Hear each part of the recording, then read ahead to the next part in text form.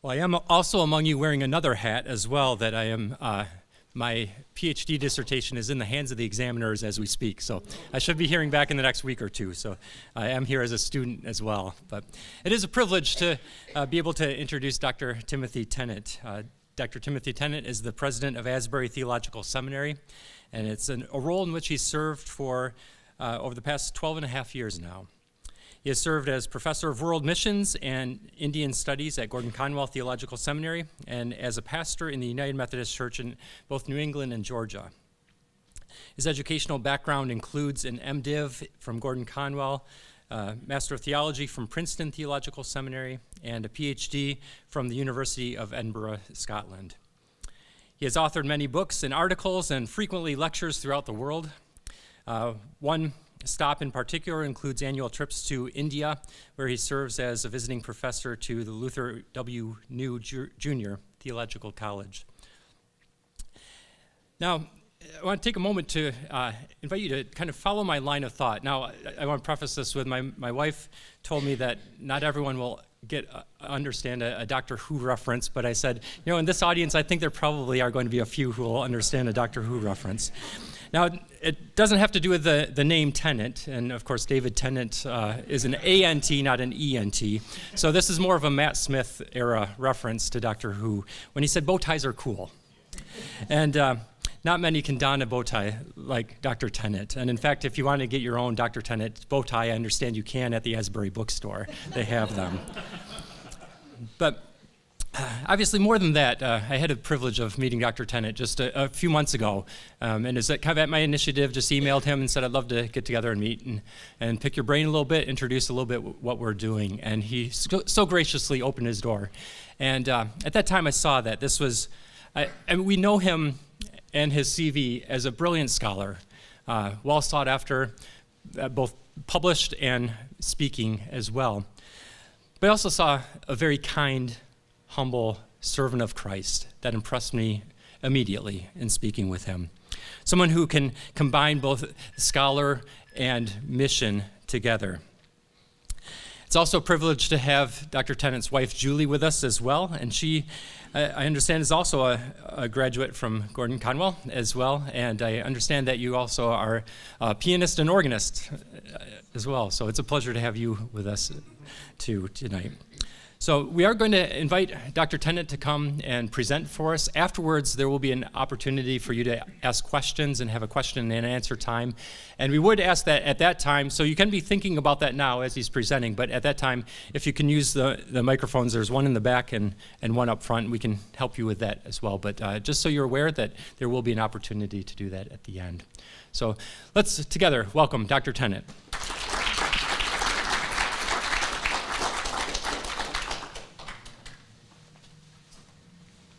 Thank you, Steve, and we trust that examination will go well, and God bless you.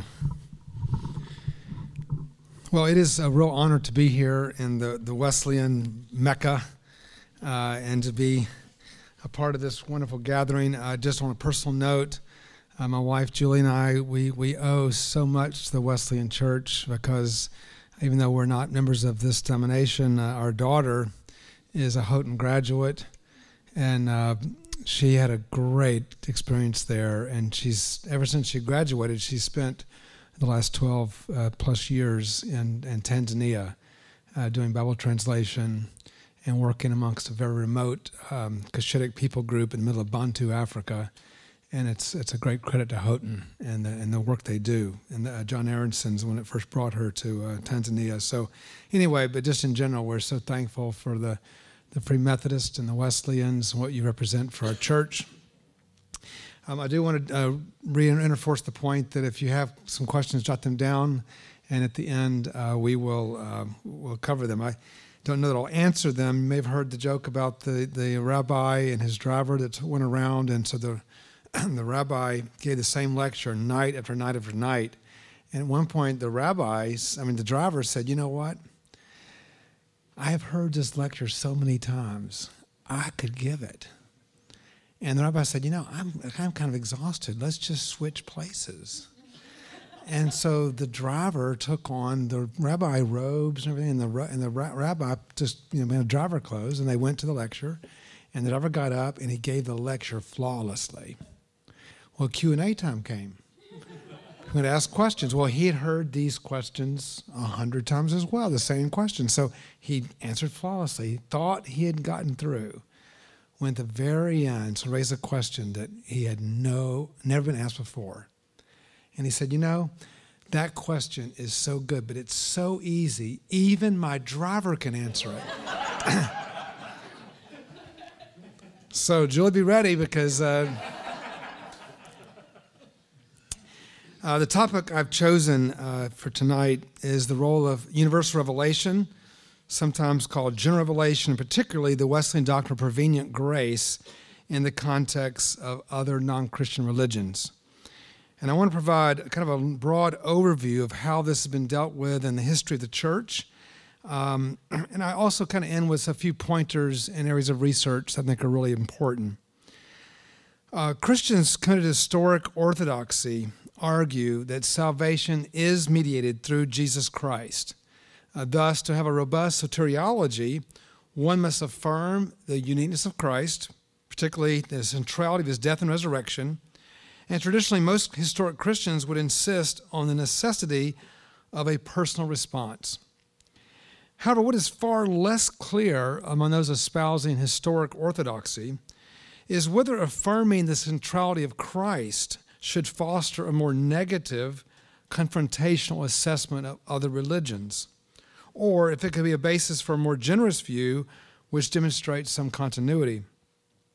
One's attitude toward other religions touches deeply on a range of theological considerations, including our view of revelation, how we understand the fall, our soteriology, and our epistemology, to name a few. Now, even if all non-Christian religions ultimately fall short and cannot provide salvation because they don't accept the centrality of Christ's work or sufficiently foster repentance and faith, this still does not settle the question of whether Christian truth is completely detached from truths which may be found through general revelation, or whether other religions can serve as an expression of prevenient grace as a means of a stepping stone to the gospel, just the way the Old Testament functioned for the New. So the purpose of this paper, and maybe in a wider view, is also to overturn the notion that this current debate is growing out of kind of the so-called scandal of particularity. This debate is about really just another sign of the malaise of our time, the breakup of Christendom, the emergence of a pluralistic world, the emergence of postmodernity, particularly postmodern views of truth.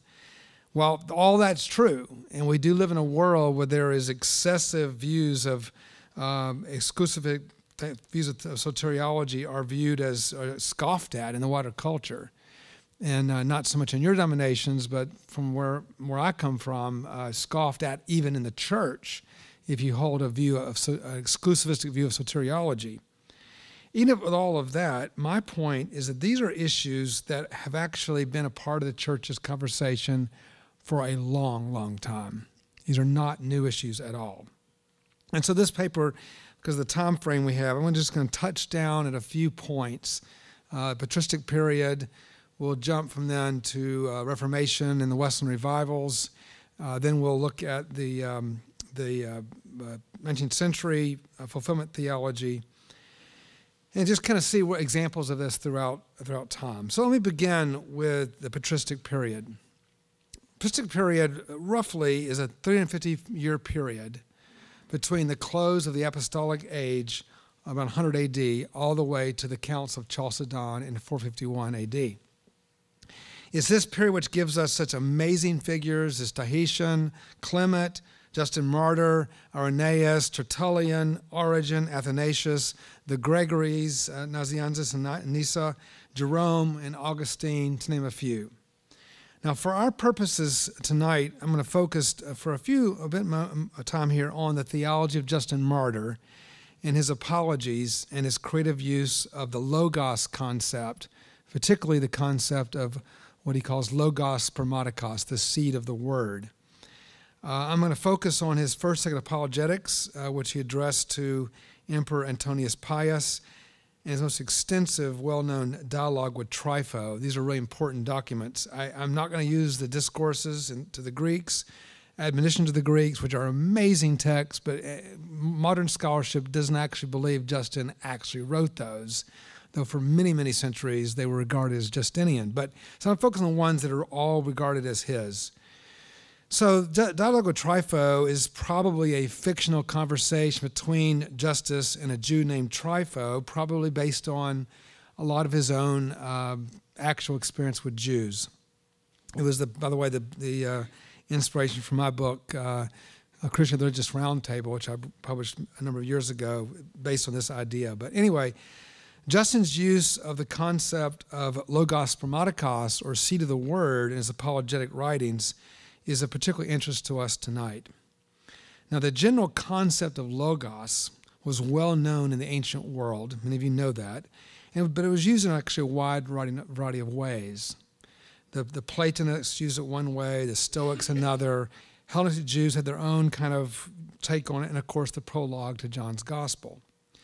There's a fierce debate, and I will say it's beyond what I have time to cover tonight, but trust me, there's a big debate about which of these groups might have had the biggest influence on Justin Martyr. But most agree, in fact, that Justin kind of developed it in his own singular way. The particular expression logos spermatikos, the seed of the word, also appears in writings from several other strands in the ancient world. We won't get into those either. But the Middle Platonists, the concept of logos spermatikos was really for them an ethical principle, which sowed the foundational seeds from which all human ethics arises. They just really saw that there's basically a somewhat of a shared ethic throughout the world because of this. In contrast, the ethical emphasis on the Platonists, the Stoics really interpreted logos spermatikos as reason, kind of a shared sense of reason around the whole human race. They frequently use the expression in the plural, logoi spermatikoi, the seeds of reason, referring to a rational capacity that pervades the whole universe, part of being human. These are, of course, connected very, very strongly to, in our tradition, the Anglican trilateral, the Wesleyan quadrilateral. All these things that have the use of reason is very, very important for these conversations. Anyway, so the Hellenist Jew Philo uses the expression, but he also uses it in dispute with the Stoics. And he seems to have it kind of as a governing faculty or a generative principle which seems to be present in all of nature, kind of like life, a germ of life or something. The exact expression logos spermatikos never appears in the New Testament, although Jesus' parable of the sower depicts the word, the logos, being sown more broadly into the world, leading many people to believe that this is actually more important to Justin than the philosophical orientation.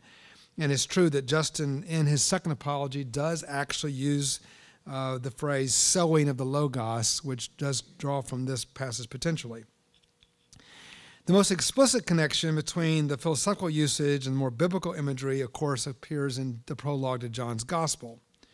John, addressing the Gospel to the Greek audiences, used the familiar term logos as his starting point, but seems to connect it really with the divine word spoken in the book of Genesis, bringing the whole creation to being. In the beginning, God. John's Gospel begins, in the beginning was the Word. John goes on to Genesis goes to picture God bringing forth the creation through his word. God spoke, let there be, etc.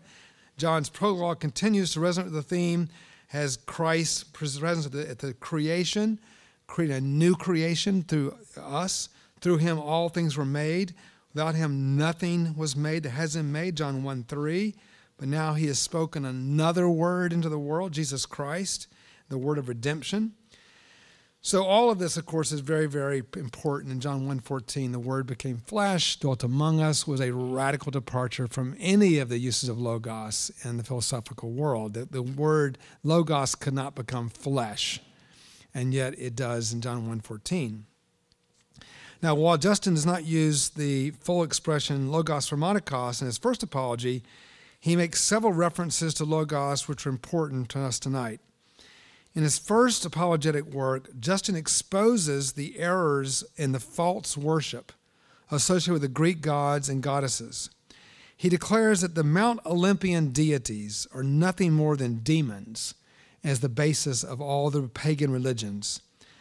But then he goes on to praise Socrates, who he says endeavored by true logos and examination to bring these things to light and to deliver men from the demons.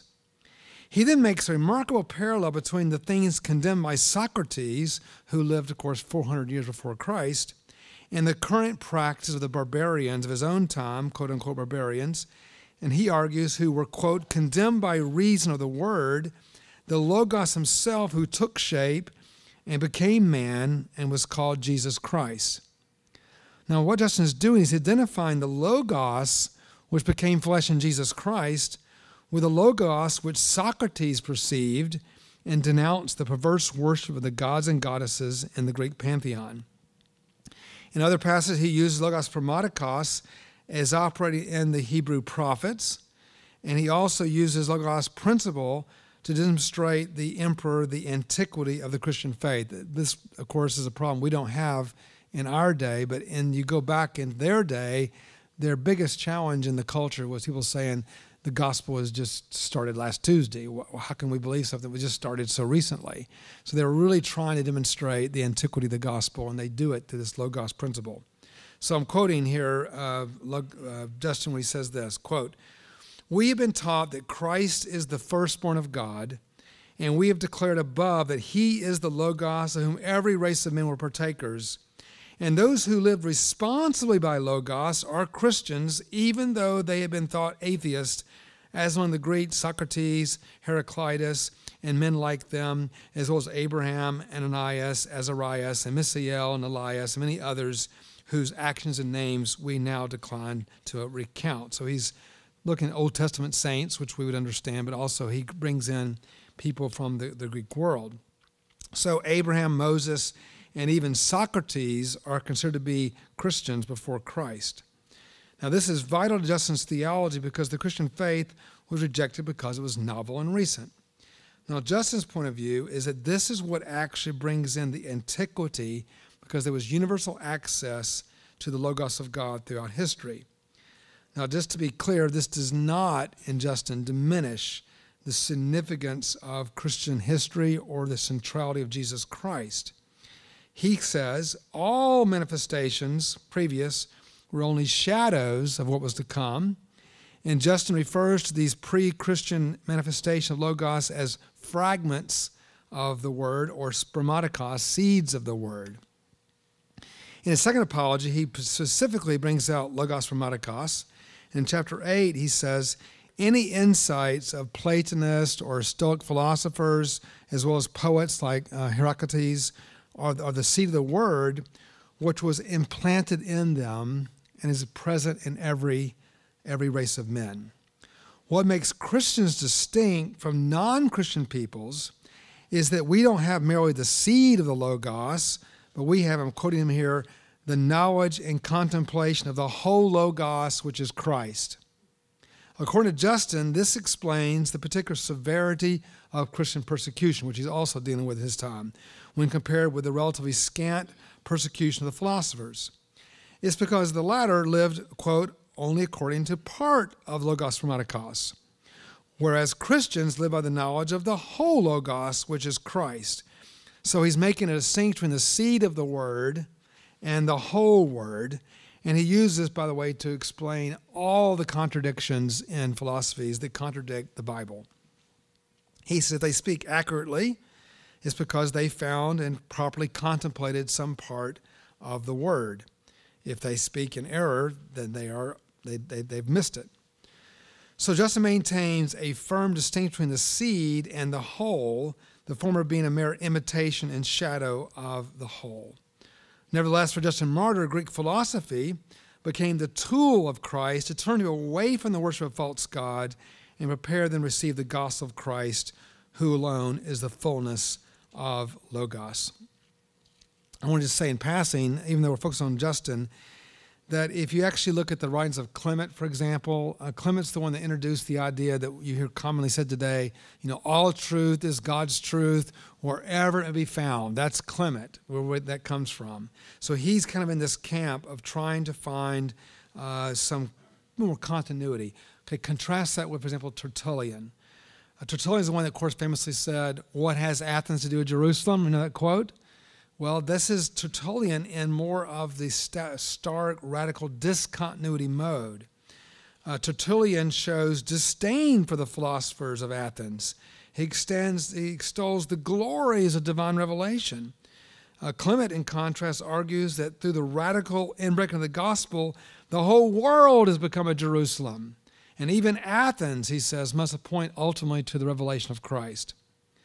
So in summary, already by the 2nd century, we have a deep divide in the church fathers about their attitudes about general revelation and its role in whether or not there is what kind of role in Christian soteriology. Tertullian and Tahitian, for example, take a radical discontinuity view. Justin Martyr and Clement take a much more positive continuity view. And ironically, just again in passing, Tahitian and Tertullian, both who believe in discontinuity completely of the religions, do so for completely different reasons. So if you read the writings, Tahitian, his main concern is the historicity of the Old Testament. He argues, he's a big critic of Plato. He says, if we Platonize the gospel, we will take it too far from its Jewish roots. He says the resurrection of Jesus Christ is historical. The whole Jewish Old Testament is based on Red Sea, 10 Commandments, temple rebuilding, exile, return, rebuilding. All of those are historical events. The Greco-Roman world, he says, is mythological. It will sever us from our history. And of course, we have great examples like Rudolf Bultmann, who did this, and Protestant liberalism in general has generally severed the connection of the gospel from history. So, great observation by Tahitian. Tertullian, on the other hand, and he was, by the way, a student of Justin Martyr, he didn't agree with his teacher, and he argued against the continuity because of not history, but just on cultural grounds, stating basically that cultures are constantly changing. It's like customs. They change every few weeks. If we connect ourselves to Greco-Roman cultural customs, we will essentially expire along with it. So we need to say above the fray, as it were. So they both argue against it, but they're different reasons. The point being, though, by the 2nd century, the church has already proven that this is a point of serious debate among Christian leaders. There is no agreement about how we approach other religions, whether it be continuity or discontinuity. Okay, let's fast forward to the 16th century Reformation, and we're getting to Wesley as quick as we can here. Don't worry. Wesley is coming your way. In the 16th century, with John Calvin's writings on general revelation, particularly, of course, his Institutes of Christian Religion, which is a remarkable reading, by the way. If you haven't, it's okay to read it. It's okay to read it. Amazing stuff. And also his commentary on Romans, if you have read that, had a profound influence on Reformed theology. Calvin, of course, extends tremendous amount of space developing the two categories of general revelation and special revelation. It's a big part of his Institutes. Calvin, followed Augustine, affirms that people have a, quote, sense of the divine. He called the sensus deitas. And Calvin affirms what he calls the seed of religion, the semen religionis. But however, despite all that Calvin lays out there on this, about these two categories, he then goes to where Calvin goes. And he basically does argue that after all is said and done, he's not going to go the direction of Justin Martyr, because he argues that the noetic effects of sin are great. In other words, sin is not just in your heart, it's in your brain. It affects how you think. And once you accept the Roman Reformed view of the noetic views of sin, then epistemology is totally depraved, not just our hearts in Reformed theology. Therefore, depravity prohibits us from knowing or learning, if anything, from this general light. So therefore, Calvin is a classic presuppositionalist, meaning we only gain access to general revelation once we've been redeemed from the veil of depravity is lifted. Thus, other religions, in the end, have only light to condemn you and make you accountable, not enough to lead you to Jesus Christ.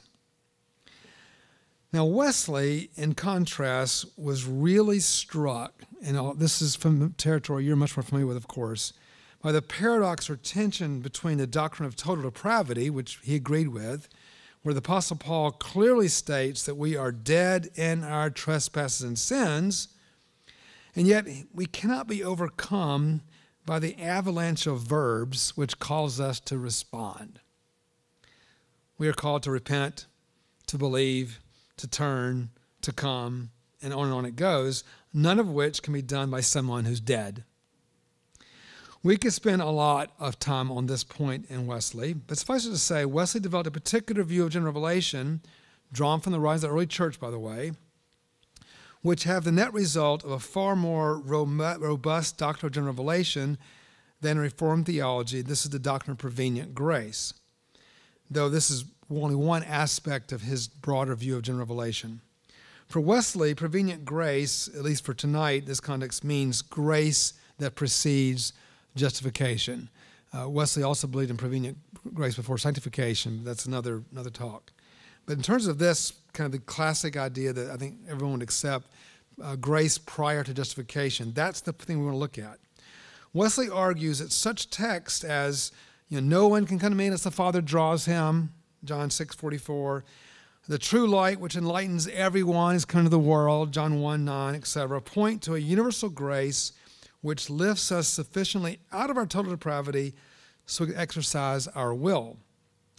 Wesley wrote, I'm quoting him here now, quote, although I have not an absolute power over my mind because of the corruption of my own nature, yet through the grace of God assisting me, I have a power to choose and do good or evil, end quote. He goes on to say, and I quote again, I only assert that there is a measure of free will, and this is very important, supernaturally restored to every man, end quote. Obviously a very important quote from Wesley. So contrary to popular caricatures, Wesleyans technically do not believe in free will, which is Pelagian in the sense that we are inherently free, but freed will, that we've been set free through the prior work of God. Now, the importance of this for Wesleyans and prevenient grace being universal is really, really important for this conversation. Wesleyans believe that general revelation is not merely the external witness of nature, but the internal witness of human conscience. So, again, huge noetic points here. Wesley argued, as you know, we do not have merely two states of humanity. This is different from the Reformed view. It is not simply carnal man and redeemed man, carnal humanity, redeemed humanity. Wesley says, no, we have three states. As you know, Wesley argues we have natural man under depravity, devoid of the grace of God. Then you have the legal man, which is a person whose conscience has been quickened and they're made aware of their sins. This could, we could argue, could this happen through reading the Qur'an or Upanishads? What are the ways in which one could be quickened to their sins? That's a thing I've been doing research on. And, of course, thirdly, the evangelical man, who's been redeemed and whose heart has been reoriented away from the gravity of sin towards the gravity of holy love by the power of the Holy Spirit. Now, this has huge implications for epistemology in relation to other religions. Also, unlike Reformed theologians, Wesleyans affirm Molinism, which is middle knowledge, meaning that God knows all possible human choices without predetermining what those choices might be. The whole discussion about Wesley's interaction, he never actually quotes the Jesuit scholar Molina, but he quotes quite a few writers in the area of middle knowledge in connection to Arminianism. It's a really fascinating study. I'm having to skip over it because of our time, but Wesley's understanding of middle knowledge in Molinism is really important for this conversation as well. But we're going to move on now to the 19th century and fulfillment theology. In the 19th century, it was actually quite common for evangelicals to adhere to the essentials of a Christocentric soteriology, and at the same time affirm what was then known as fulfillment theology. I want to just say before I say any more that this phrase has, in modern times, like the missiology world that I work in, has become used in a lot of different ways. So I'm kind of going back to the original 19th century view of this phrase, fulfillment theology. It arose in the 19th century. There was original fascination with applying Darwinian ideas of evolution to science, to sociology, ethics, and eventually religion. In the writings of people like Max Muller, the concept of fulfillment robbed Christianity of all claims to revelation. All religion was based on human experience, been going through evolutionary stages, all of that. All religions were put on like a pecking order from the lower religions to the higher monotheistic religions. This was very popular in the 19th century. But there were scholars, and as well as particularly missionary scholars in those days who were very popular, who adopted the fulfillment theology in a clearly evangelical concept, a framework.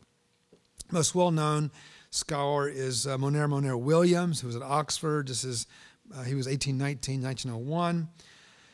Moner Williams argued for the supremacy of historic Christianity as divinely revealed. He's fully evangelical. He was convinced that in time, all the other religions of the world would someday crumble as they came in contact with the truth of the Christian gospel. However, he argued that, and this is a more positive view of other religions, that Christianity would be victorious not because it refuted other religions, like in an apologetic sense, but because it fulfilled them. He argued that all religions reveal universal, God-given instincts, desires, and aspirations, which really can only be met in the Christian gospel. The missionary community, particularly in India, where they were meeting such stiff resistance from Hinduism, latched on to fulfillment ideas, and they explored them in earnest, believe me, in the early decades of the 20th century. This is getting to the heart of a lot of my own research, my doctoral work. Most notable and articulate expression of this was missionaries like T.E. Slater, 1840-1912, and his work, The Higher Hinduism in Relation to Christianity, and the one that's probably more famous in the West, J.N. Farquhar's book, he's 1861 to 1929. His name of the book, The Crown of Hinduism, published in 1913. It was probably in your libraries. Farquhar and Slater were two of the earliest scholars to produce major works which ambitiously set out to compare doctrines of Hinduism with doctrines of Christianity and showing a fulfillment theme. If you can kind of picture like a pyramid, they basically show a pyramid that goes up in all the religions, and then you have it doesn't get to the top. It at some point, it caps out. And the gospel is that thing at the top. And Christ at the top. They all have this basic pyramidal theme. And at some point, the religions plateau out. They can only go so far. And he wants to show that the gospel fulfills it. So Farquhar started to establish a non-confrontational bridge which allowed Hindus to cross over to Christianity, because he argued that all of the aspirations of Hinduism finally found their highest expression in Christianity. Of course, he based this on the text in Matthew 5:17, where Christ said, "I'm not come to abolish, but to fulfill." They applied that, the Jewish law, to all the other religions of the world.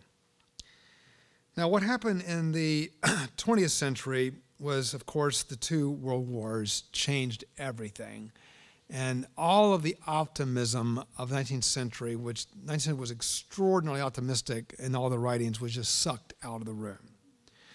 So Hendrik Kramer, the Dutch Reformed missiologist, wrote a book called The Christian Message in a Non-Christian World, very famous book. The thesis of it was espoused at the famous 1910 Edinburgh World Missionary Conference. It was one of the most famous missionary conferences in history, and later published in 1938, and is a major reassertion of the radical discontinuity view. I cannot emphasize enough how influential this book is. I'll say a word to doctoral students here. Whenever I work with students on whatever chapter that you're writing that has to do with like surveying the literature, I always say to them, you don't have to survey every book and article that's ever been written on your topic, but you do have to identify the key books that actually change the conversation. Okay, this is one of those books, if you're in this field, you can't ignore it because the book is influential. One of the real ironies, I'll just say in passing, is that Kramer later wrote two other books in 1956, a book called Religion and the Christian Faith, and one in 1960 called World Cultures and World Religions, where he distanced himself from his views, his earlier views. It didn't matter. This book was out there, and it was like the gorilla. And his later writings, like no one ever knows them about him. So this book had a huge influence, even though Kramer later wished he had backed off a little bit on it. Anyway, what happened was this book became such a rallying cry for evangelicals. This is the time of John Mott, going around the world, the whole student volunteer movement, all that is happening of reaching the world for Christ. It's a big thing that finally develops in this period. And so basically they regarded world religions as utterly demonic and there's no continuity. That was largely believed that was the evangelical view. So that snuffed out that whole fulfillment side. And then the liberal side, or more progressive side, whatever you call it, the ongoing rise of rationalistic presuppositions further encouraged evangelicals to close ranks. And this coupled with the radical discontinuity of obviously Karl Barth, which further changed the conversation among evangelicals.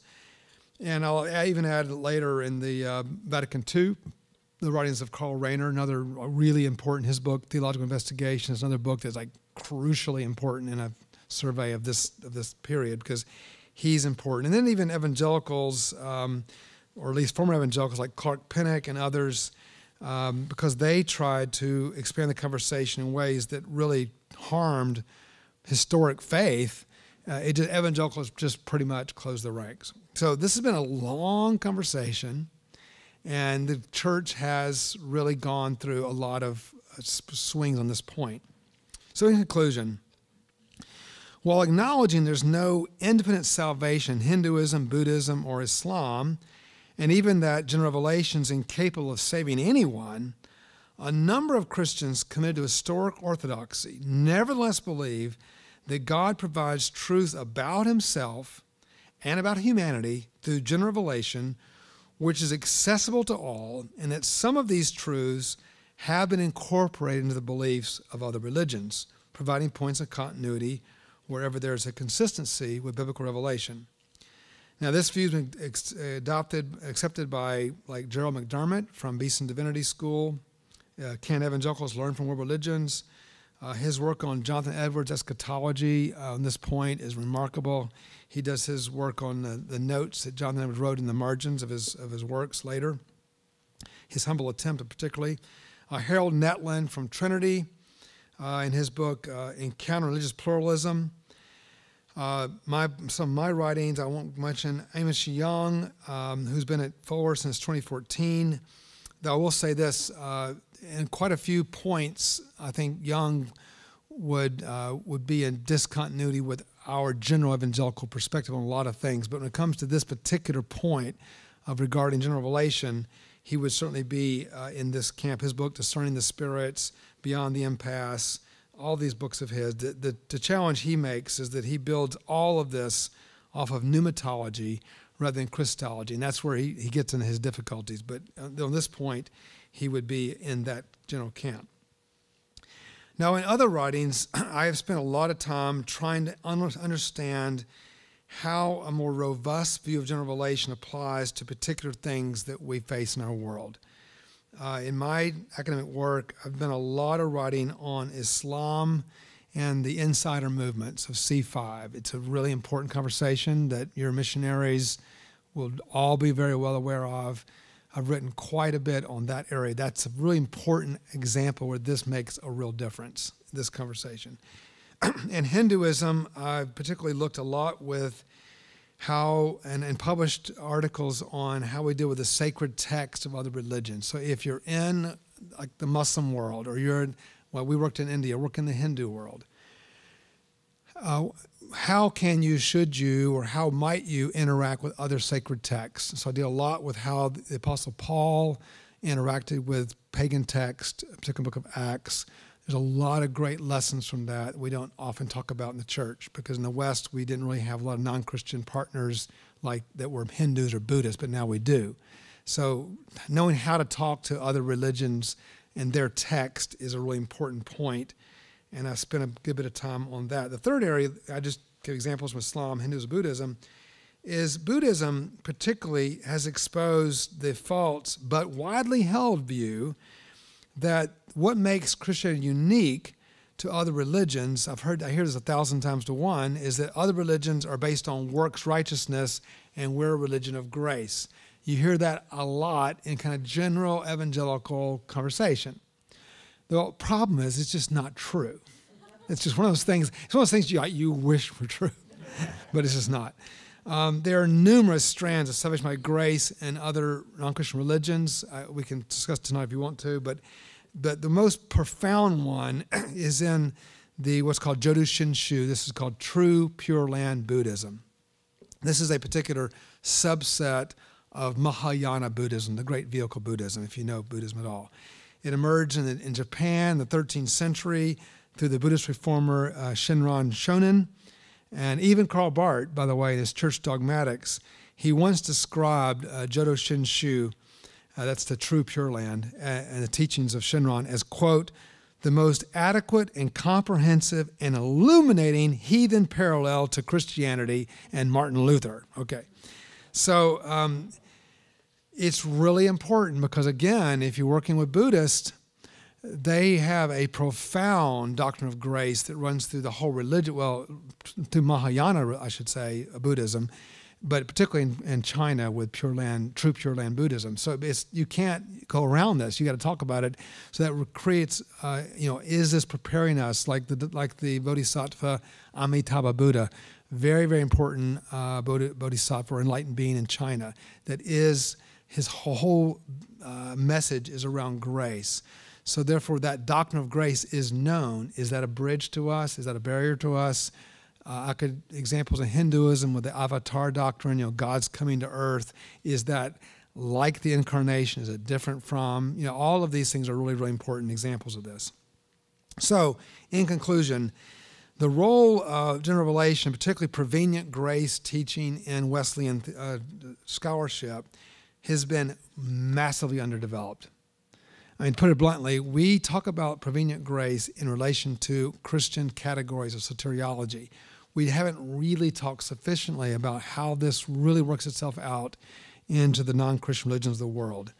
Well, the day has now come, and that's what's partly happening in current scholarship, and I am delighted for it, and I hope that this has been helpful to raise a few questions in your mind.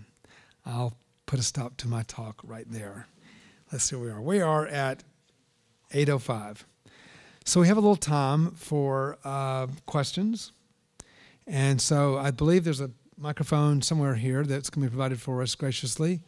And if you have a question or a comment about anything, make the comment.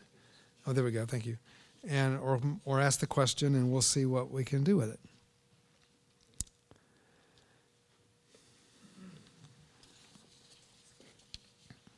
President Tennant, thank you for your talk.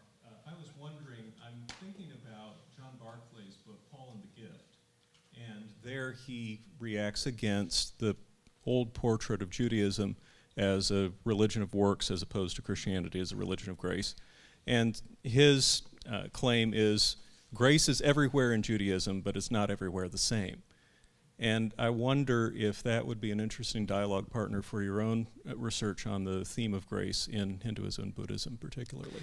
Yeah, absolutely. It's a great point. And I think in some ways, the whole new perspective, which is going back to re-examine religious views of works righteousness and whether or not Luther I mean, you obviously know all these points, but whether or not Luther correctly interpreted what was actual in the New Testament is obviously one of some profound conversation points in current New Testament theology. So it's a great point, and absolutely, this is, and just in my own research, even though I grew up in a Jewish community, oddly, in Atlanta, I haven't really done a lot of research in Judaism like I have in Hinduism, Buddhism, and Islam, because there's so many people that are experts in that. But it's, of course, a really important book. So thank you.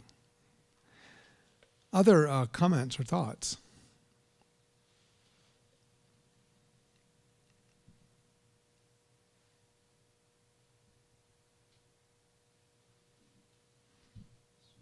We have a question over here. Hi, thank you so much for your presenting your paper tonight. This is new content to me, so I'm just curious. I'm sure you have an answer given your research in Islam as well. You described a little bit about kind of the funnel of sorts, you know, that the sense of other religions are fulfilled in Christianity. I'm curious if you could talk about how that would work with Islam, given that they would view themselves as the fulfillment of Christianity. Right. Of course, it's true that part of, at least my understanding, is that Christian views regarding like what a Muslim or Hindu or Buddhist may believe, they have the dignity of unbelief to not believe that Christianity is true as well. So that's true. Muslims don't see this point, but in Christians working with Muslims, take for example the Qur'an. The Qur'an has 42 references to Jesus in the Qur'an. So I'll give you one example. The Qur'an, the view of Christ in the Qur'an is generally speaking positive in the sense that it really has nothing negative about Jesus particularly. This is another point of argument. I think a lot of times people read into the Qur'an certain like historical points of heresy that he wouldn't have even known about. So I think in some ways, if you take, for example, his reference to Christ's miracles, for example, let's take that example. Okay, the Islam mentions quite a few miracles of Isa or Jesus, but never once gives a pericope or an example, like a story where Jesus did it. It just says that Isa healed the eyes of the blind, for example. So a lot of Christians, because Muslims revere the Qur'an, will say to them, turn to this, Surah 3 and this ayah and look at this particular, and they read this, Isa healed the eyes of the blind. And then you ask the Muslim, your Qur'an teaches that Jesus healed the eyes of the blind. Would you like to read where he actually did that? And of course, not a Muslim on the planet was like, no, I would love to read that, because their own Quran gives testimony to it. So now you're in the Bible reading about Jesus healing blind Bartimaeus or whatever, an actual event. So for many people, they have felt like the references to Christ, and this is a huge topic you've raised, but that in general, the crucifixion account in the Quran is very differently interpreted, and so it's a point of conversation actually. The general views about Christ. Islam kind of hits on Christ like more what we would call a great teacher, a great prophet, but nothing more than that. But nor does it throw him under the bus. So it's kind of in that category. So how can you start with that category and help someone see more? And so for many Christians that work with Muslims, they found that knowing the Quran is a help to them, not a hindrance. But there are plenty of missionaries who say, this book should be burned at midnight because it's just a bunch of lies. And it is obviously the overall witness of the Quran is false. The question is whether or not, when Muhammad quotes 3 of the 10 commandments, if it's quoted in the Quran, is it wrong? When he quotes something, he quotes a lot of things in the Old Testament. And actually, I think in some ways, there's a big W and a little w wrong. Every text is in a larger context. And so anything in the Quran is still in the larger context of the Quran, therefore ultimately it's wrong. But it is true that particular things are said in the Quran he got from Judaism and from Christianity. So on that particular point, there can be a point of bridge, at least in my view on that. But it's a really great question. And there's a lot to be said on that question. Other questions or comments? Anyone? Yes. How much do you think the Apostle Paul kind of took that approach of continuance in terms of, I think of Ephesians in particular, but of addressing the Greek world and saying, you almost got it, but how much do you think Paul took that approach? Yeah, it's a great question, and I'm sure you know the book, my neighbor's book, Christ and Culture, which I think has been in print since 1951 to the present, where he does try to do this. He tries to put the New Testament onto a scale of how they approach this issue, and he puts John at one place and Paul another and all of that. I think modern scholarship says you really can't do that, because the New Testament writers say things, all of them say things that seem to be pretty like stark and discontinuity. They do other things that are like remarkably contextual. All this happens in the New Testament. So the Apostle Paul has moments like on Mars Hill, for example, I mentioned earlier, which he does some remarkable things there that are just like profound in terms of contextual kinds of theology. And so in some ways, I think it is true that in a certain lens of Paul, that he seems to be very, very open to this. One of the other subpoints of disagreement in this conversation are people who say, and you get this from Justin too, maybe there's a general rejection of religions, but not so much of philosophical ideas. I think this is a hard distinction to sustain, actually. But it is true that the New Testament writers actually don't know much about Buddhism or Hinduism. They don't talk about it. It's unknown, really, in the ancient world. I mean, the first European contact with the Hindu world is the 17th century, any serious contact, I should say. So the result of that is that, in terms of textual, encounter. So therefore, it's hard for us to read back into a philosophical encounter like Logos and necessarily translate that, some would argue, into religious context. But personally, I find that a little unconvincing. I think all the philosophical ideas were imbued with religious dynamics in the ancient world.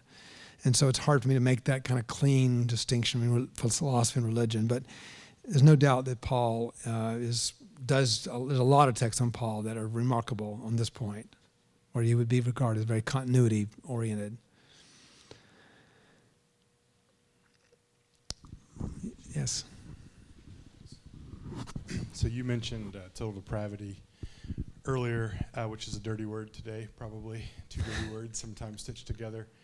But it would seem to me that prevenient grace or any form of grace has to be in dialogue with total depravity to be significant. How does total depravity feature in some of the other religions you're talking about? I'm just completely ignorant of that. I mean, you would need some form of depravity in order to dialogue with grace, right? So are there, in these other religions, are there concepts of depravity? Maybe it's not total, I don't know. But just kind of asking for clarification there to understand that. Right. It really depends. Islam basically has a Pelagian view so they would not accept total depravity. Every man is a new Adam, basically. So in that sense, Islam does not have a doctrine of a sin nature at all. The Buddhists don't believe in that you have a nature at all, like a soul nature at all to begin with. So the Buddhism is not actually they're not even able to have the conversation. It's not even possible in Buddhism. Because Buddhism doesn't believe that there is a self. Like there is no self to be depraved or otherwise. The self that you call me doesn't actually exist. So it's a little bit of a different world there. And Hindu, do you really want to know the answer to this question? The Hindus have what we call a partial view of depravity that's based on karmic ideas of your previous lifetime. So in your previous lifetimes, if you did certain actions, it's karmic actions that may disobey what's called the laws of Manu, it affects your next lifetime. So that depravity gets carried on into your various lifetimes. So it's a partial view of depravity. So it depends on the religion. There's no common view of the sin nature, and nobody actually has what we would call a doctrine of total depravity. That does not exist in the way that Christians understand it. That's one difference.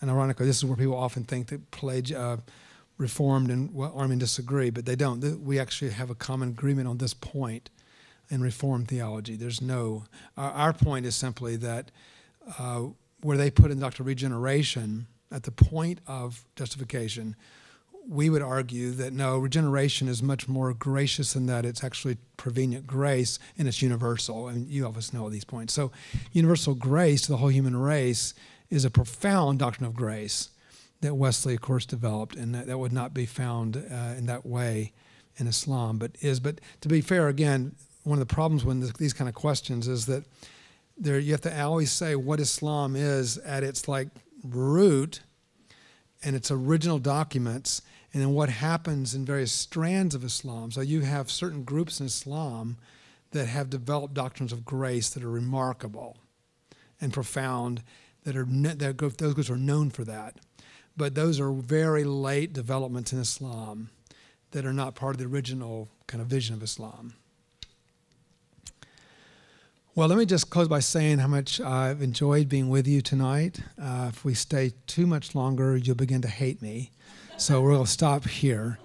I want to just say that Asbury and I speak for, I'm sure, the Wesleyan schools as well and Free Methodist schools, so I'm not saying this in a contradiction. I'm sure they all want you to, but I want to say we also value your scholarship. Asbury is growing. We have campuses now in Memphis and Colorado Springs and Tulsa, Orlando. We're opening a new campus in Tampa this fall. So we have a lot of sites, and we're growing. We've just had our highest enrollment in our history, and we're looking for upcoming Wesleyan scholars. And you are hard to find because there's Reformed people everywhere. They're just everywhere. And we have them applying for our positions in I'm sure like your schools as well, our school is confessionally Wesleyan, as you all obviously know, and you cannot teach there unless you are full-orbed Wesleyan. So we send so many rejections to really good people. I'm so sorry, we just can't take a 5-point Calvinist, even though we love you. Our seminary is for Wesleyans. What's that? Yeah. Well, I asked someone one time, someone said, can you be a 4-point Calvinist? And he said to me, well, it's kind of like someone saying they're kind of pregnant. Either you are pregnant or you're not pregnant. You can't be kind of pregnant. If you're Calvinist, you kind of have to, once you get into the stream, you kind of have to swallow the whole pill. But I do love our Reformed friends. I really do. They're wonderful people, but that's not the world that I live in. And so, yeah, that's right. We have to have things to joke about, but it is, we really, all of us, I speak from all of the institutions that are represented here, we do deeply value your scholarship. We're so delighted you're in this tracks and studying and learning and producing these works, because our movement cannot sustain itself without your scholarship. So Steve invited me up. I said yes, because I really believe in what you're doing, and I hope the very best for all of you. Thank you very much.